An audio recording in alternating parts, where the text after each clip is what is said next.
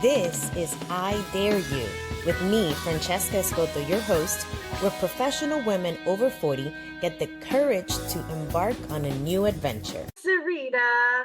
Hey, girl, hey. Hey.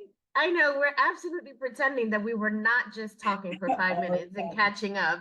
I'm so glad that you're here. This feels more like we are in Philly right before the Black and Brown Founders event, chilling in the room, planning.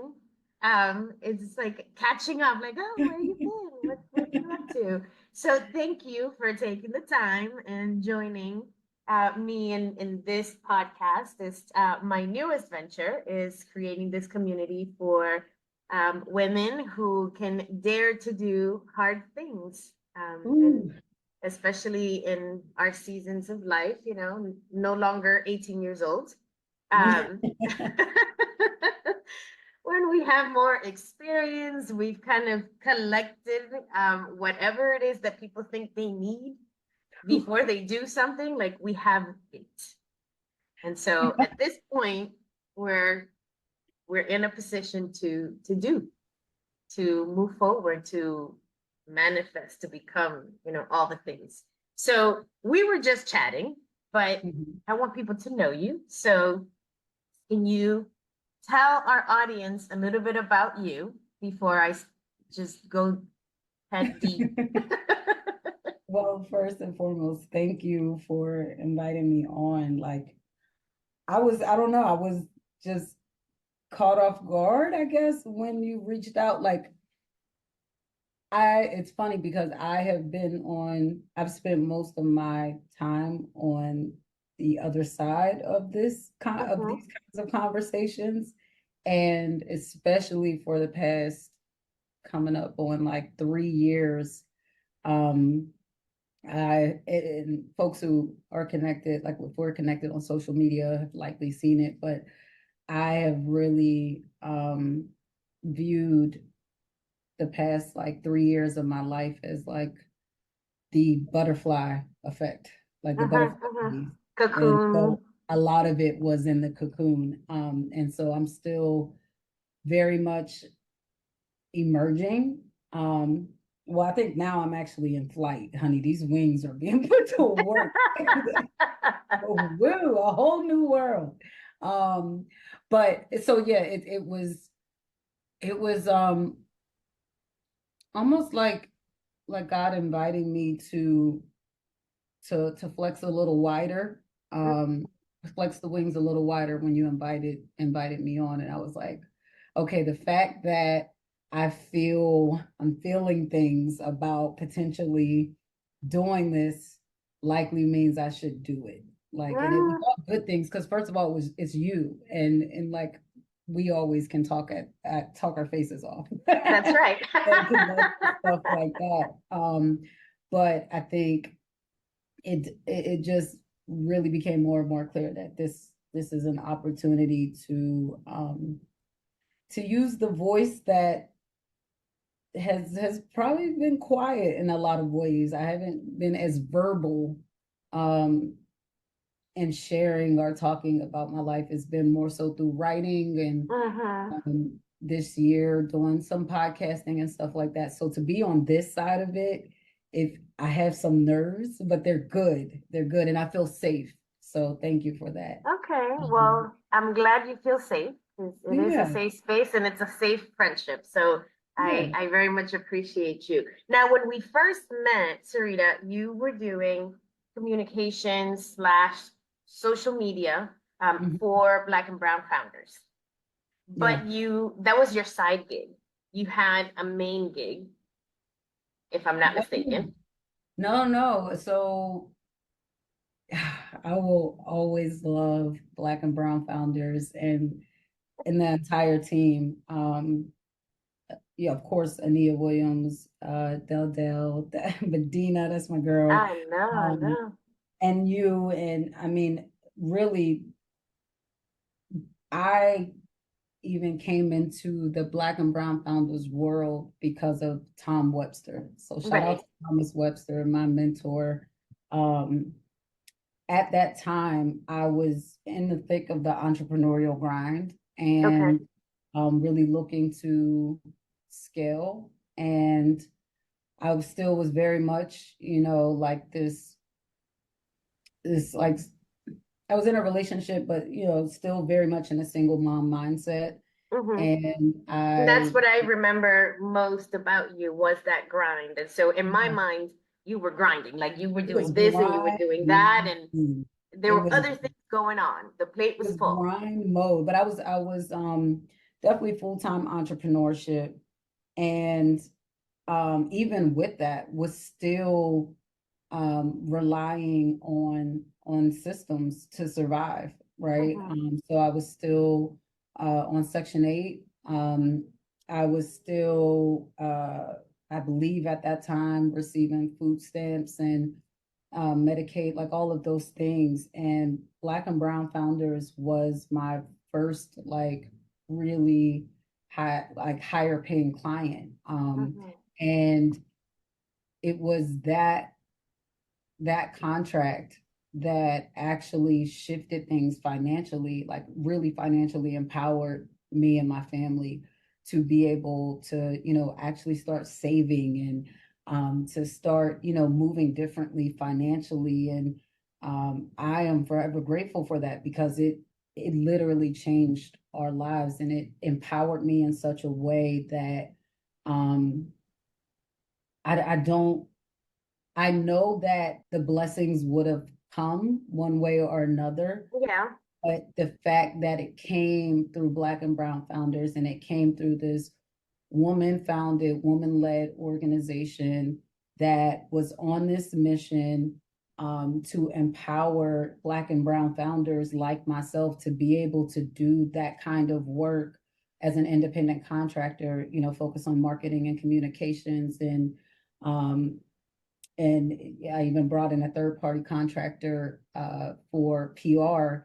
Um, it meant so much to me to be able to pour into something that had empowered me in such a way that I Mm-hmm. was able to change my family's life. And so I just like loved That my time. makes me We happy.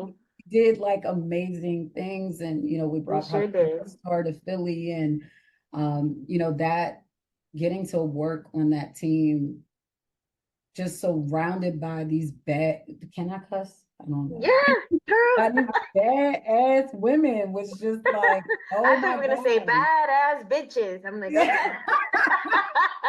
Like it was just, it was, oh man, it was magical, but not because it was like grind. Real It was people. Yeah, real. yeah. There was nothing like magic about it. It was really getting to see women in positions of leadership and holding power make real life decisions on a day-to-day basis, and everything from budgeting and financing to marketing to marriage and family, and like the whole spectrum of being a spiritual being, having a human experience, building companies and businesses and all of these things and community, and bucking against systems and unlearning and learn, like all of this at one time, and to do that in community while really striving to free myself and to better position my family um, for all of the best that life has to offer. That was just like such a pivotal moment in my Yeah, journey.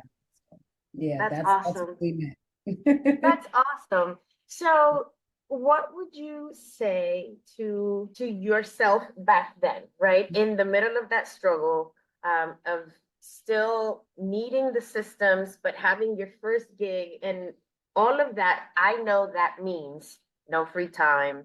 You have your kiddo, you gotta run home to do the thing, pick them up, make dinner, and then you put them to bed, and then you still have three things to do, right? Like Mhm. I know that that's the logistics of this Yeah, thing that sounds so poetic, right? Like the reality is grind.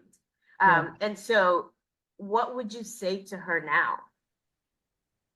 Um, I think more than anything, I would tell her she's right where she's supposed to be.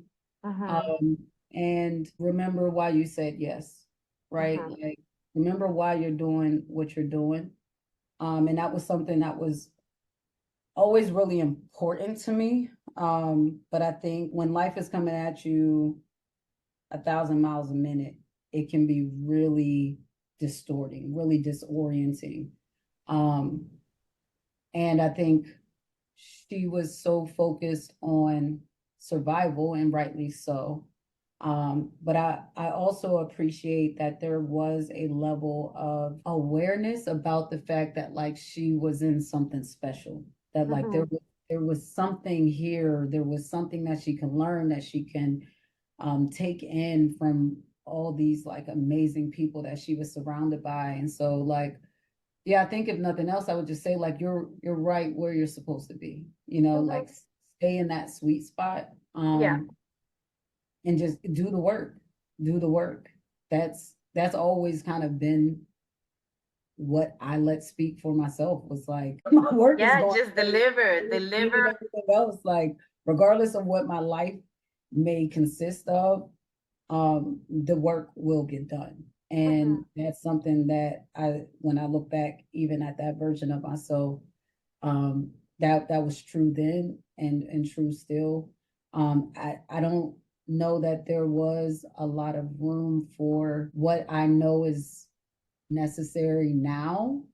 I'm a different person, and so I require different now, Mm-hmm. Oh in yeah. terms of my pace and the work that the sacrifices and work that version of myself did is why I can stand in life the way that I do now, and say no to the things that I do now, and not feel guilt or shame about doing it. And so I don't know that there's much I would tell her to do differently, because nothing that she was doing was in vain. And Mm. I'm living every day to make sure that that was the case. Okay. Um, so yeah, I mean, I definitely had, in internal things that, traumas and stuff like that. But when I look back at that particular season of my life, and this might sound a little wild to some folks, but it wasn't time. It wasn't time yet for those Mm-hmm. things, for those layers to get peeled back. It wasn't time. And so even as much So as I know I, now, she could we, not do that, like show up in that way at that time. That yeah, I'm thinking of two things in particular, and I think that's also the the spiritual journey. yeah. Because in the very human plane where we are, things can feel we can get so focused on accomplishing and doing, Mhm. and the checklist and checking things off, that we don't appreciate the process and the spiritual priorities. And so I think of two things. One, the movie or the book. I love the book, The Shack. Um, I know if you haven't listened, this is what you need to do. You need to go get yourself that book yesterday. Jack. You can also The Shack. Yes. Um, oh my God, we have to like have another podcast once you read the book so we can talk about it. There's a moment in the book when the main character is digging, literally digging a hole, and I can't tell you too much without giving it away. But he's digging this hole and he's having this conversation with God, like, what is this hole for? And it was so that they could plant something new. And he's Mm. like, yeah, but I have to dig this tree that I really like. I mean, it's very pretty. And like this whole garden is a mess. So why this tree? And it's like, well, we're putting a new one in. And so we don't always understand what is coming. And Mm-hmm. we think we know, like we need to remove this thing, or I want this result, but we're not even ready for that result that we think I mean, we know we want it, but we're not ready. And Mm. so you have to, you have to do steps 1 and 2 before you get to 3. and Yeah. and nobody but you and God know what steps 1 and 2 are, because God is the one that knows your heart, And right? I'm gonna say So that's sometimes the you don't first even thing. know what step two is. You like, You don't where am even I standing? know. All you can do is take step 1 if you know what it is. So, Right? And so there's that. Oh man, and there was another thought. It'll come back to me. But yeah, this whole idea that we think we know and we have this rush to accomplish and to do, and especially to be able to show something. Like I did a thing, I've accomplished something, I'm worth something. mm, Um, whereas, oh, I remember, see, it'll come back to me. So in a previous life, I was gonna be a missionary. oh, And yeah, I was going to be a missionary, working out of Spain, training local missionaries in North Africa. And I was very excited about it. It's a whole thing. We won't get into it because that's divorce number one, and we're not going to go that far back. But I was going to be a missionary, and I was very excited, very content with where I thought God was bringing me. All this to say that I had to take this class in preparation for that. And it was a class in international and global missions and the global Christian movement. And the ways it touched on the ways in which Christian movements have at times um, eroded local culture, and how not to do that. And so it gave some examples, and it'll all come back, promise. It's coming right back to the point. But the author, it was a collection of essays, and this particular essay was about missionaries that were going into a village in Africa. And I don't remember exactly how the story or the case study evolved, but I was left with this, right? Like, okay, so you get to this village where people walk around, naked in our eyes. It's what is it when you have many wives? What's that called? Polygamy. beginning. And they worship nature, like trees and things like that. So, like, where do you start? What do you tell them to do first? Mm, And the conclusion is you don't tell them to do anything because it is God's order of things. And we might be very concerned, we Westerners from the US might be very concerned with breasts being exposed, but that's about you and your mind and your own sin. It's not about them. Like, God is not saying you need to wear t-shirts, right? And so, how do we allow for God to do the work that God is going to do in God's sequence, mm, not in our sequence? And so we look at people and we're judging, or even wishing, because I'm a mom and I wish things for my children. I'm not judging them necessarily, but I want things for them. And I have to step back and say, I have to want first and foremost that they live a life of purpose and spiritual grounding, that they are in essence more like Christ every day, but in that journey that they are, spiritually grounded, because that's where they're going to find the truth about who they are and where they need to be and what steps 1, 2, and 3 are. It's not going to be my steps. So that was a very long-winded side tour into, oh my God, I absolutely love what you're saying. No, I appreciate that. Like, all right, there's who I'm not even going to go into the whole like, yeah, that's layers when we get into like the religion and especially going into like the globalization and all of that kind of stuff. Mm-hmm. But I definitely can speak to me as a mother and my perspective, even like I got pregnant when I was 16. I had my daughter, I had two daughters, but I Mm-hmm. had my eldest daughter when I was 17.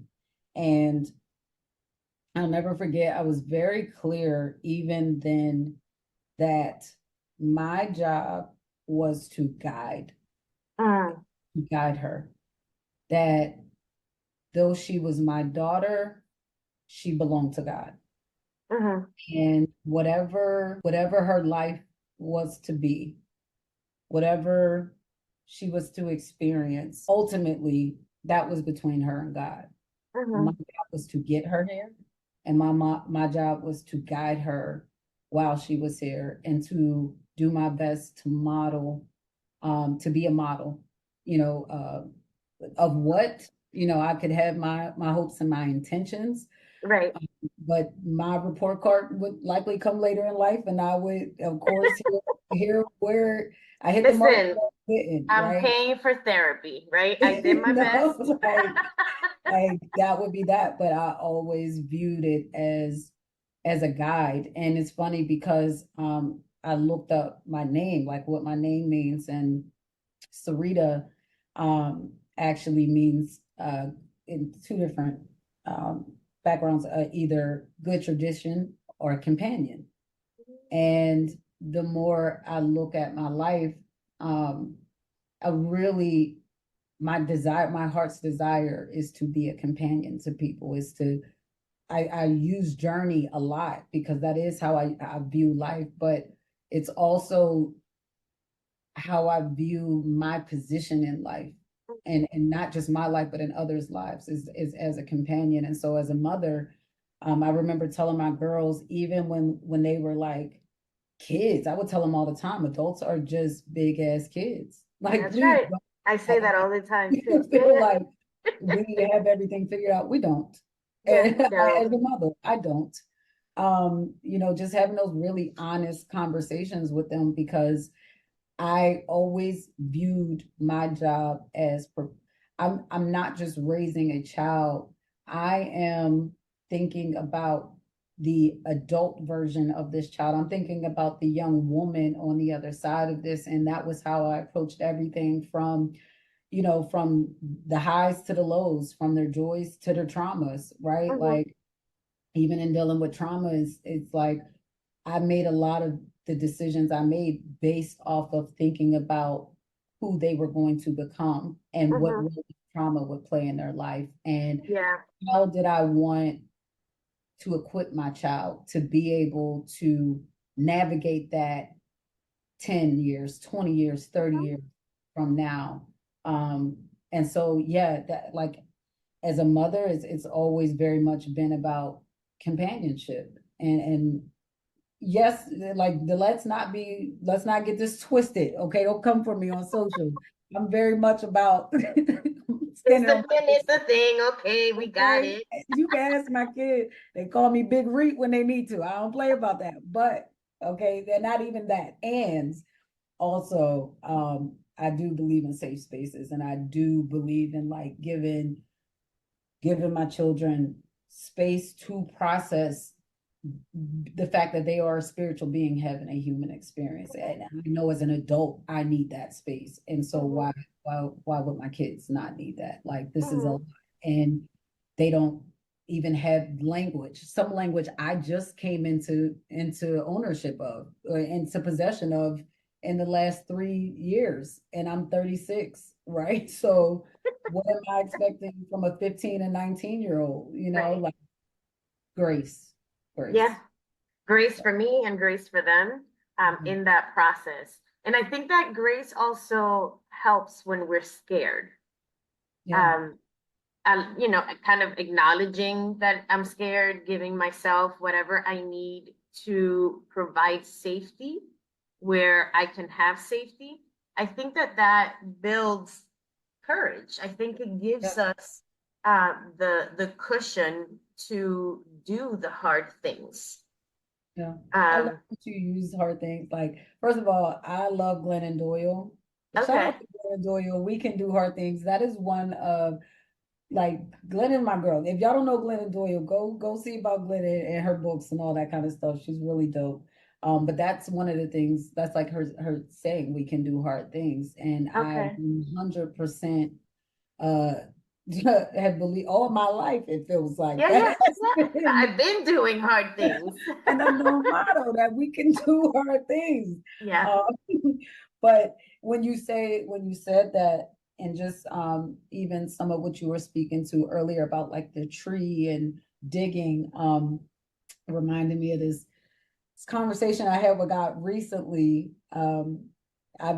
This year has really been like a wilderness in my life, Okay. a season of wilderness. And I've talked about this on my podcast. I've just been kind of documenting going through this wilderness. And so the other day, it was a lot of big feelings, and I was, just like, all right, God, how far are we sinking here? How far are you gonna let me fall? Oh, You know what I mean? Like, where's the stopper? Where's the buffer? You know what I mean? Are you gonna is swoop there a in? bottom? Like, are we gonna hit?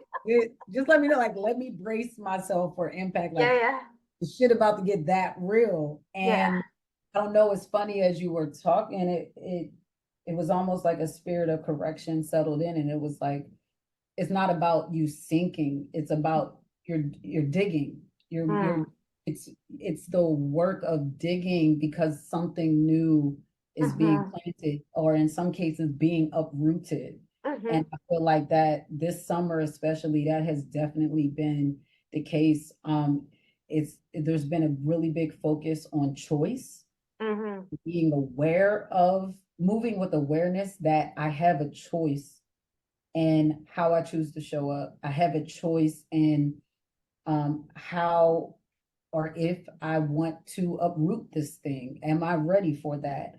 Um, and so it hasn't been a sinking. Like, if I step back and look at the bigger picture, it's actually not that I'm sinking, is that, like, it's a digging. It's like I see God digging to, okay, do you see the root? Are you following where we're getting to? And that's where the choice comes in of, like, are you ready to uproot that? Mm. Um, and so I'm gonna say it in front of everybody. I received that correction, and um Well, you're I'm speaking to me continue. now, so I'm the one that is like gonna end this podcast now, so I don't have to hear it. Yeah, it's a uprooting. Like, actually, I'm not sinking. I'm uprooting that which no longer gets to have space in my garden. Mhm. And now, with that uprooting, what is the new seed I want to plant? And I think with each situation that has um been connected to an uprooting, the decision I made about however I wanted to show up in that moment, about however I wanted to respond, about however I wanted to manage my emotions, that was the opportunity to plant a new seed for a new pattern, for a new habit, for a new perspective. Um, and so it's like, oh, okay, I'm not sinking. I'm actually, yes, digging and uprooting. And also, I am planting. And I don't know when these new seeds will bear fruit, but the very act of me planting a new seed is doing something new in me.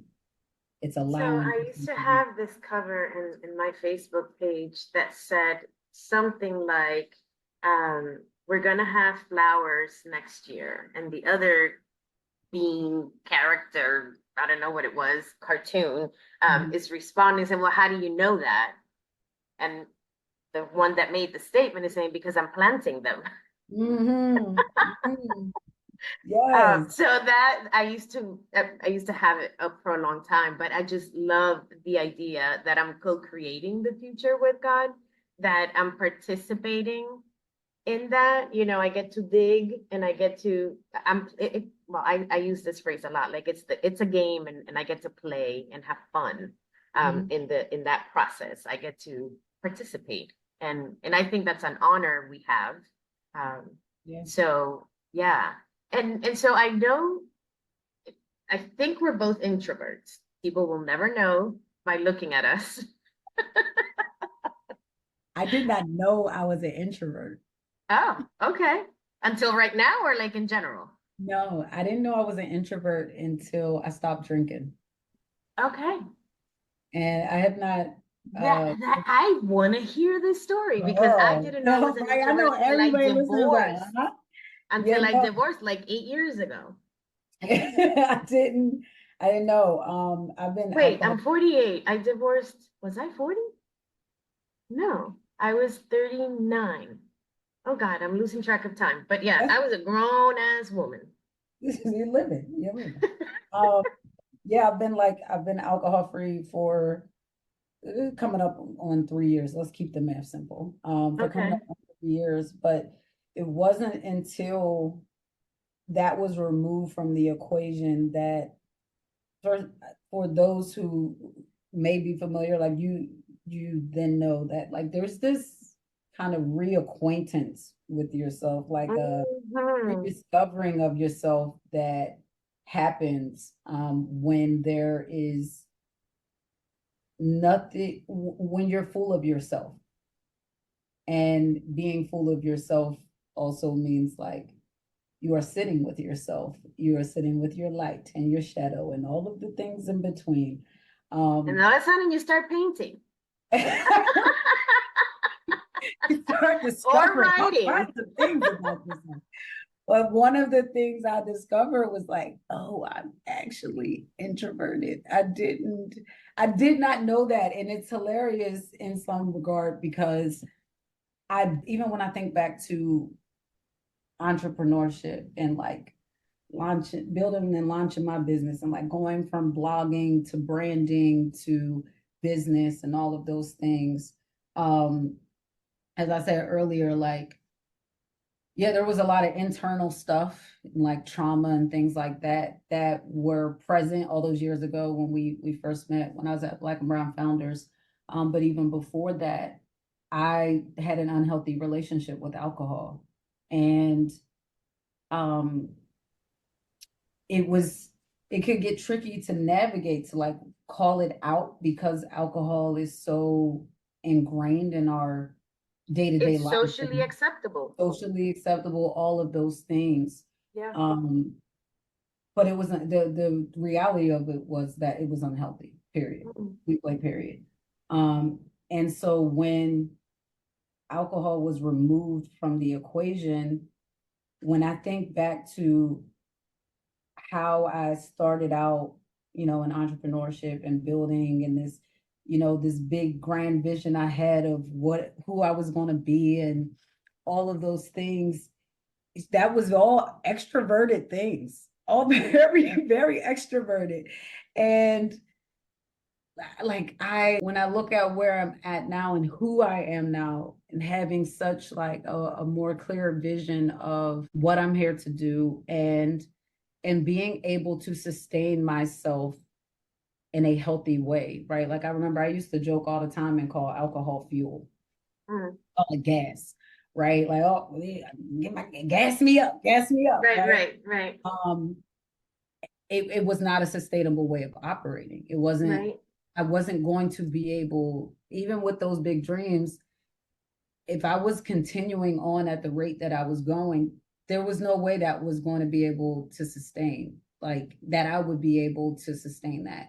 And so looking at where I'm at now, who I am now, having the clarity that I do now, one of the things that I experienced it was actually like a mourning of the dreams I once had and the person that I once was because I don't quite want what she wanted. And she put in all that work and all those sacrifices and did all that grinding and all that kind of stuff. And I'm like, actually, I'm introverted. And actually, I don't think like I actually would prefer this over that. And it's like you have to dream all over again. And I Uh-huh. think that is kind of where I'm at in my life now is it's not even so much about being hungry to dream as much as it is being dedicated to living.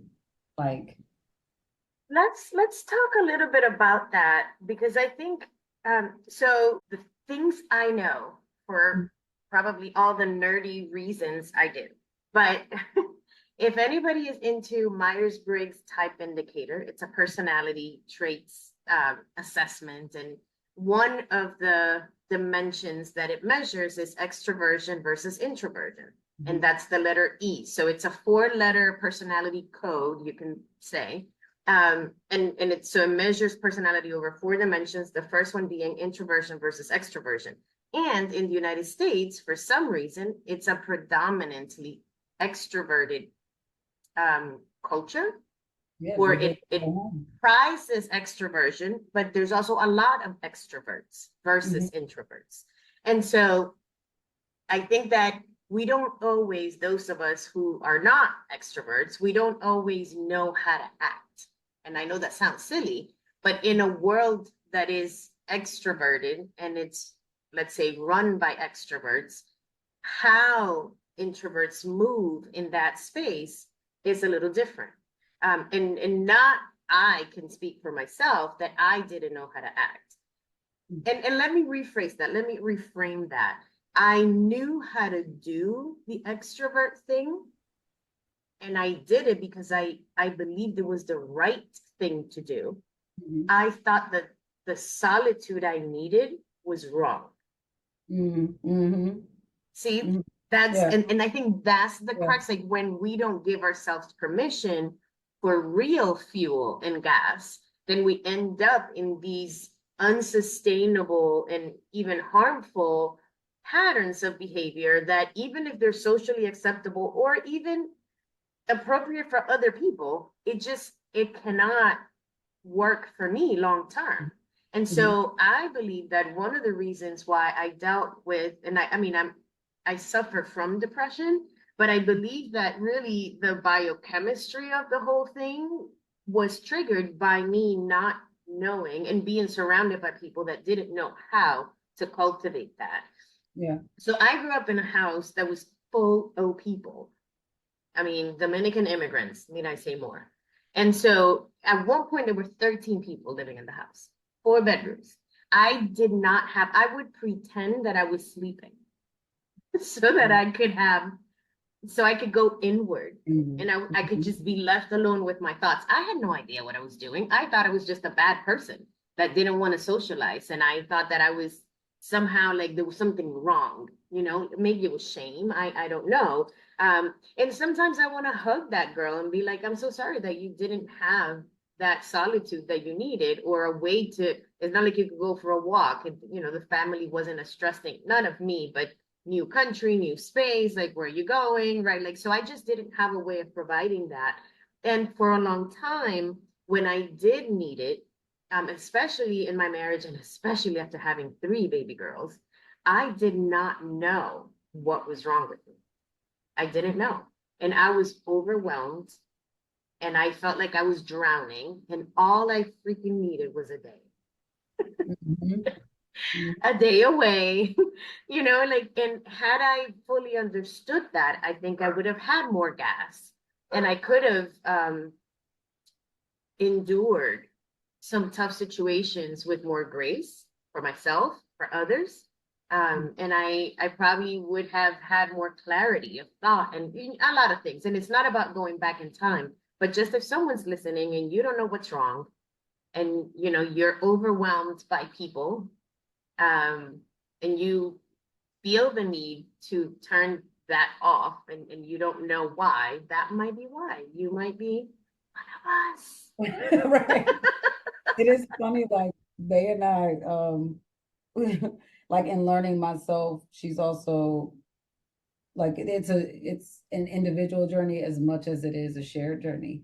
And so like she's also very mindful of like you peopled a lot today. You peopled a lot this week. Or she'll check in, did you have your so I drink tea. I got in this habit of drinking tea at night. Well, first of all, I drink tea, period. I love tea. But at night, I got into tea before bed, and it became such a common place happening that she started drinking tea, and my youngest started drinking. Like it became a family tea time, and so she would sing tea time, like it's tea time. And so whenever the pace of life starts to like pick up quite a bit, she will, did you have your, like before I go to bed, did you have your tea? Or she'll just go make it and bring it. And I remember one night, like it totally made me tear up. She went and made me tea. And it was just like the greatest act of love to me because I hadn't even thought of myself in that way.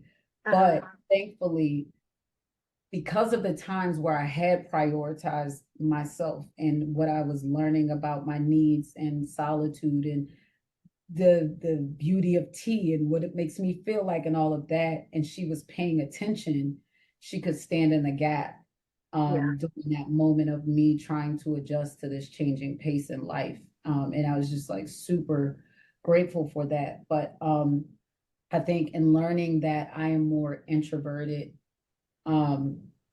it really invited me to flex my muscles when it came to boundaries. Mm.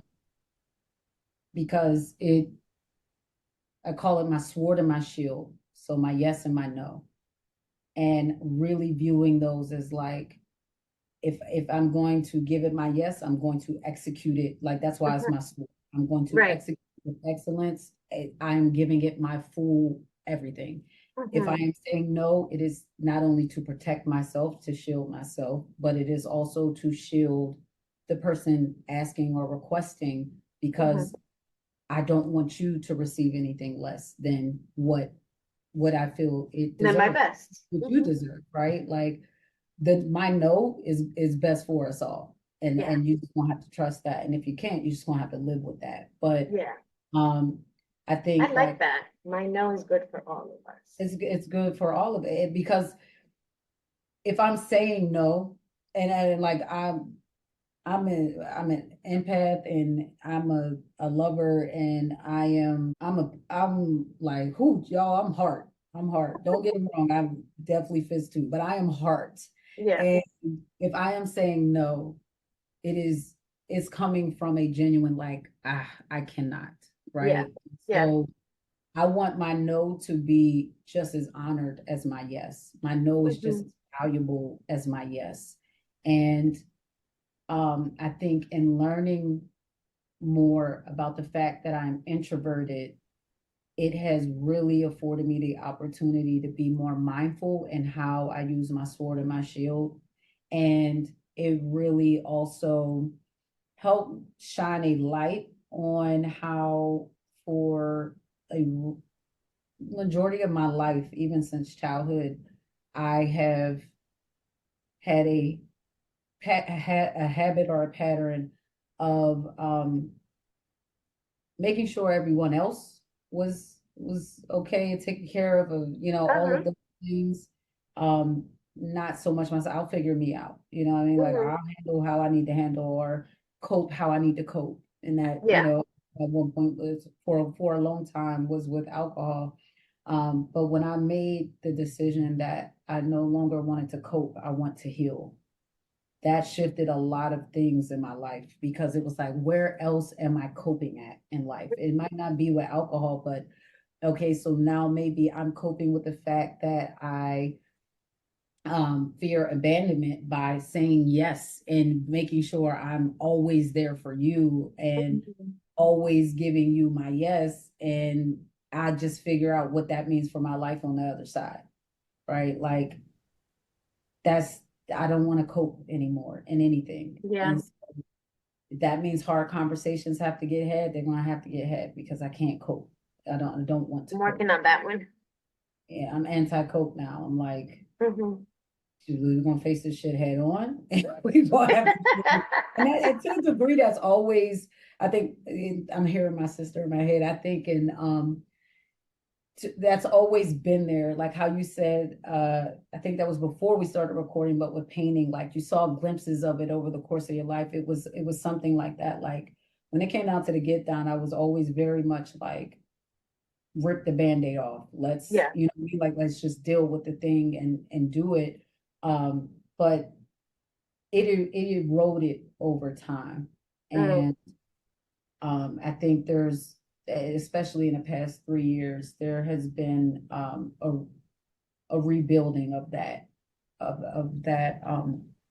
muscle. So yes, I am introverted, but I think because of my background in journalism, because of my years of experience, hosting and moderating, being a public and media personality, and all of those things, being an executive producer and being a host and all of that, I can I can shift. perform. I can You perform. know, like, and even when I shift to extroversion, it's not, I kind of push back against performance, because it's not.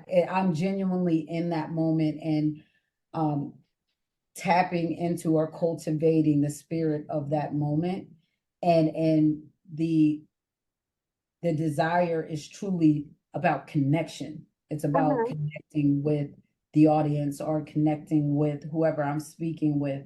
And so I think that desire to connect overrides any discomfort or fear, or doubt, self-doubt about my, about what I Yeah. like or how I'm showing up, because none of that matters when all I want to do is connect with Yeah, people. I think for me, the stage is a comfortable place Hmm. because typically, not always, but typically the stage is a one-way communication. And Hmm. so when I'm up there, I'm delivering something. And Yeah. so it's like singing. You gotta get up there, take the mic and do the thing. And so long as you're skilled at what you're doing, for me, that's my source of confidence. Like I'm not the kind that is imagining that I'm gonna trip and fall on my face or whatever. Like I have those thoughts in other areas of my life, not on the stage, and But on it's the stage, just yeah. a gift from God. I don't know. Some people are afraid for their lives when they're up there. For me, it's like, oh, let's go. Let's Give me a go. topic. And you're great. I've Well, seen it. thank you, You are thank you. amazing on stage. But And then it the is. thing, that's why for me, I think of it as a performance because I feel like I'm up there delivering something for an audience. Gotcha. It's, believe it or not, sometimes um, it's more nerve-wracking to be in a small group where people demand more of you in that interaction. Like, it's because when I'm speaking, it's like, okay, even if I'm speaking for an hour, after an hour, I'm done. I'm out, right? Right. Say But what I when gotta say. you're I'll see y'all. right, right, like a party is actually much more draining because people want more of you and they come and they, oh, I saw you speak and you were great. And they think they know you. And it's like, you don't know my life. But anyway, we won't go into that. What I was interested in, kind of peeling a little bit more, is the role that solitude plays in recharging when we want to quit, when we are overwhelmed, when, um, sometimes, again, doing hard things requires the gas, um, or when you have no gas left, like how do you recharge? And just thinking of the role that solitude plays for people like you and I. Yeah, is everything. It Like, is. oh my gosh, that is literally how I bring myself back to life. And I think, like, it's interesting because now I'm more mindful of, like, when the levels are getting too low. Mhm. Um, I remember, like, over the years, especially in throughout my 20s, I used to I would do like my own little getaways, just me. Like, Yeah. hey, I'm out, like kids were dead, like I need my time. Like that Girl, is. I almost spent a day alone in London by Mhm. mistake. It was just a weird trip that I had to take, and it ended up not happening, but I was so excited. So bad, like, just me. I was Like, like, I oh my God, I'm love gonna that. spend the whole day. Like, I don't know what I'm gonna do. It's gonna be great. And then it didn't work out. I was like, oh man. Well, I hope you still give yourself your day in London. Oh yeah. I listen. It might just happen. It was the idea. Yeah. Just the idea was a nice retreat. Yeah, it's like you feel the butterflies in your heart. Yeah, yeah, it was Yeah, great in my head at least. I know. So I Solitude. gave you a book and I said The Shack, and you mentioned a book. So can you tell me again what the book was that you meant that you suggested so I can write it down?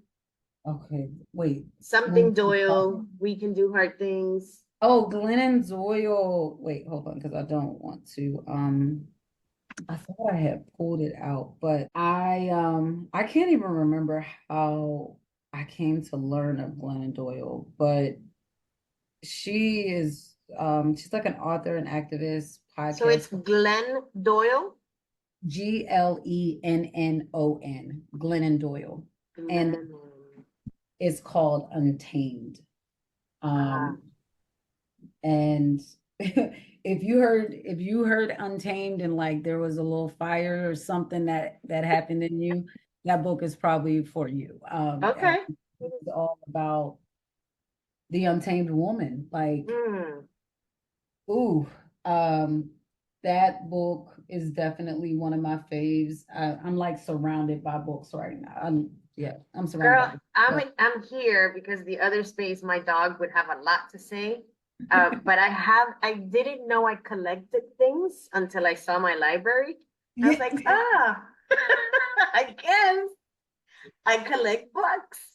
I'm like looking around, and it's funny. Like the older I get, the more books there are, and I'm like, yes, I'm a writer, I'm a journalist, like I'm all these things. And I'm like, and I think I'm a reader. And I haven't read all the books I have or Oh everything. no, but But like it feels cozy. I think I'm a reader and I'm looking like even if I haven't read the books, I'm like, I'm gonna get to it. Like Oh, that's right. It's happening. in my solitude, actually. Yes, ma'am. Yeah, but Untamed by Glennon Doyle, that was a book I really really enjoyed. But yeah, I do want to touch back on solitude because I think in honoring learning more about myself and not being so fixated on becoming Mm, or on learning, but instead on honoring like how am I designed? God, how did you design me? Not that, like, let's just look at this like nothing actually needs to be changed, that I am exactly as I'm supposed to be. What is it? How am I designed? Like, I want to know that mhm, intimately, and I want to know how to honor that, right? Like, mhm. when you buy a device or something like that, no, you're supposed to take the time to get to know how to use that device, Read the manual? Well, right? maybe. You know what I mean? But if you don't, then, Yeah. and this is the case with a lot of us, even with like our cell phones, we don't really know how these mini Yeah, where's that computers, dang how button? much they can Mhm. do. And it just so happens that that my life partner is a geek. And so I see That stuff helps. he's doing with the phone and I'm like, oh shit, that's what that does that. Like, so but that's kind of like this. I don't want to have well, I don't want to say that. Like I would like to continue having those kind of moments with myself. I am the Mhm. vessel, I am the device. And it's like, Yes. okay, what else can I do? Oh, I didn't know that how I have been designed to self-sustain is through solitude. I Yeah. know that I like being by myself. I didn't know that that needs to be a priority. That needs to be Mm. a part of my routine of my day or of my week. I didn't know that the role that meditation plays in that. I didn't like just learning these different aspects of it. And I am very much a God's girl. I'm very much like am I talk to God without ceasing, Yeah. without ceasing. And Mhm. when like even now when I have moments where I feel like I'm nearing overwhelm or I'm getting too far out of my heart and into my head, I always say, I'm here, God, I'm here. It's my way of Mhm. like a It's GPS grounding. locator of like, God, I'm here. I'm here. It's a way of bringing myself back to I'm here in this moment. I am here in this body. I am here for whatever you are doing in my life. I Mm. don't miss a moment of it. I want to be present for my life. Mhm. And so I think solitude allows me to do that. It allows me to refill my cup in a way that it's not about anybody else. I don't have Mhm. to think about anybody else. I don't have to prioritize anybody else. I only have to think and prioritize myself. And I think that's for me, important. solitude, like you're saying, brings me to the flip side, which is time becomes so valuable because then I have to be selective about who I'm spending time with. Yeah. I need that time alone, right? And it almost not I don't feel selfish anymore. I am aware of the fact that that means I have limited time for others. Mm. And so I become so zealous, Mm. protective of that time. I can't have 500 friends because I don't have time for 500. And as Yeah, much as I want to we set love up. a lot of You're people, I gonna just have can't. to. I need a spreadsheet on what's going on in your lives so I can keep Yeah, up. yeah. And I have a big family. So, Yeah. those friends, that time for friends just keeps narrowing down. Mm. And I think people, again, sometimes misunderstand the fact that, I could be doing the podcast, I can do the workshops, and I can do the seminars or whatever. And they misunderstand that to be, oh, she just loves people. I mean, I love humans. I do. I have a genuine care and heart for others, which is why I do the work I do. That's my motivation is love. Mm-hmm. Um, bandwidth does not That's a whole equal different love. conversation. It's a whole different That's a whole conversation. different conversation. And like I really I think this year showed me the value of solitude in a way that I just hadn't gotten to experiences. Not that I hadn't taken trips by myself before or anything like that, but I went to Bali on my own No, and I'm traveled so solo. jealous. Yeah, traveled solo there to attend a wellness retreat. Shout out to Hike and Heal. That's the name of the organization. Mm. And they did a wellness retreat out there. And I was just like, I'm going. I'm gonna do it. I'm in a season of wilderness. Why not go to Bali and you know, Yeah, yeah, let's go. yeah. And so I went and, we visited holy temples and holy springs, and there was meditation and sound baths and all of those things. And I got to experience solitude in community in Mm. such an intimate way that it was like I left there with not only like these great tools and um, these experiences and memories and whatnot, but it really gave me, I think the most powerful thing is it gave me a place to go to in my Mm. mind. It Oh. gave me somewhere to I can take myself right back to that moment of meditating outside. I can hear the birds and the trees. I can take myself right back to that moment. Mm. And it doesn't matter if I call my workspace in the house my Zen. Doesn't matter if I'm here or if I'm laying in bed in the dark or if I'm in my car. It gave me somewhere that I can go back to. And I think, Mhm. like when you were talking about the inner child and how she, in this house full of 13 people in 4 bedrooms would just close her eyes and Yeah, yeah. that was her way. Um, I think for me in my life right now, like when I close my eyes and that being a place that I can go to, it really just does wonders for the few moments of solitude that I might have, or Mhm. for the whole day that I will take, whatever time I feel like I need.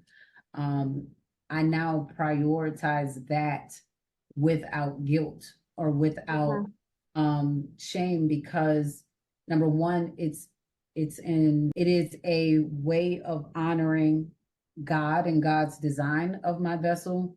It is a way of being in service to myself and to the people that I love because I know that when I do this, I show up better. I know that Mhm. I can trust myself more strongly and more assuredly to be able to emotionally manage myself, but to also support any other people's emotions. Mhm. Like Mhm. it Mhm. it feeds so many things and people that I care about.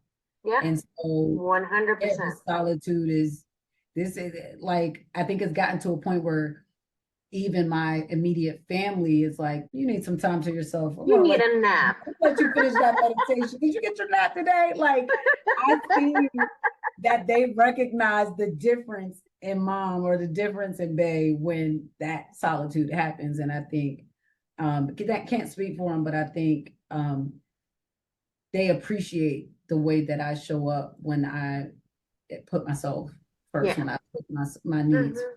in that way. Yeah. Wow. This has been a great time and conversation. So many nuggets and things that I have taken away, and I hope that people listening also have Me too. taken away. It's always great to chat with you, Syreeta. We have to somehow get together in Philly again or somewhere. Could be San Yeah, I was gonna Francisco. say because Yeah. I Hey, yeah, listen, the beaches in Tampa are waiting for you. I love So, it. I love it. so any moment you are welcome. You have a place to stay. I sure Well, will thank get you your number. so much. Yes, yes. I will be on your line. Hey girl, I'm in Florida. Come on down. Come on down. So my youngest is gonna be 18, and then I have a 20 and almost 22. So we're similar. You Yep. know, bring the kids. Yep. Everybody, just come on down. Thank you so much for your time and your heart and your vulnerability. I appreciate all of it. Hug, hug. I feel like I need to go have tea now. Right. I was just thinking about I'm gonna have some tea after this. This was good, Lord. Let me go get some tea. I'll Gonna be have a sharing book a to cup with read, you. so it's all good. It's all good. All Yeah. right. Thank you, Syreeta. Thank you. Thank y'all. Yes, thanks everybody.